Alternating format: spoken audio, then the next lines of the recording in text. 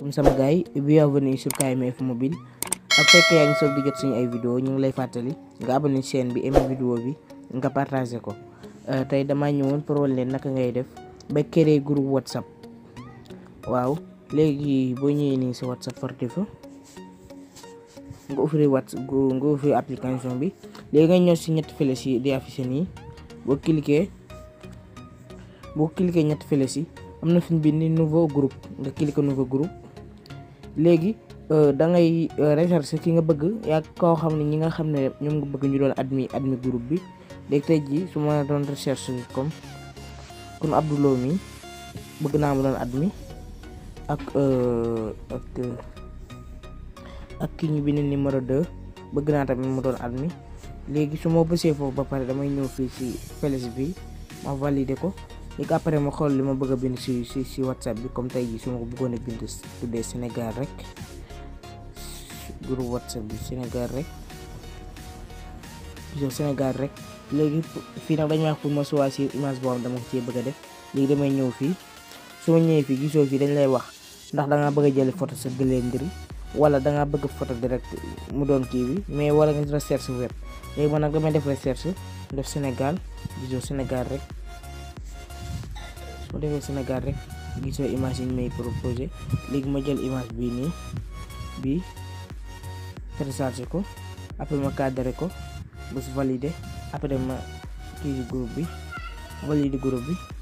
actuellement groupe bi gisoo boo xoolee ni ma envoyé fii na ma enregistré ci benn groupe. voilà groupe bi mu ngi nii. pour nga bëgg a dugal boo bëggee dugal keneen tamit da ngay ñëw si ñetti flèches yi fii ñu bind enregistré in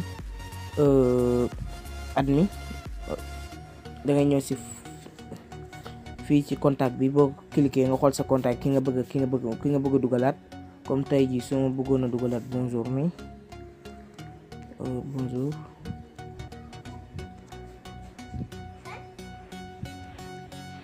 voilà kii su ma ko bëggoon dugalaat damay defaat nii rek dugalaat naa ko moom tamit gisoo dugal naa ko. su ma ko bëggee retiré wala bëgg kaa def admin damay bës ci contact bi cliquer ko. su ma ko bëggee def admin gisoo damay ñëw fii ñu def membre admin di groupe. actuellement nii def naa ko admin. su ma ko bëggee retiré ci admin bi damay def nii tamit retiré naa ko. su ma ko bëggee quitter tamit damay def fii ñu quitter Abdou quitter naa ko. voilà instant bi moom tamit may retiré naa ko. voilà groupe baa ngi nii nag groupe nii la nii lañ ko créé. groupe bi tamit bu la neexee nga tëj ko. pour ma tëj ko nag damay ñëw retiré ñëpp après ma bës fii ñu bind quitter le groupe. fii ñu bind invité vie une lien lii pour xam nga lien pour lan la. comme tey jii soo bëggoon a partager lien bi ci benn groupe WhatsApp da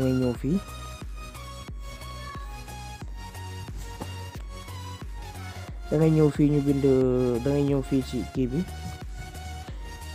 fii ñu bind pour nga partager da ngay ñëw fii ñu bind invité vie une lien nga cliquer ko. léegi après nga ñëw fii ñu bind partager la lien après boo cliquer mail la fu ñu ko bëgg a envoyé nga réseaux sociaux yi nga envoyé ko ci.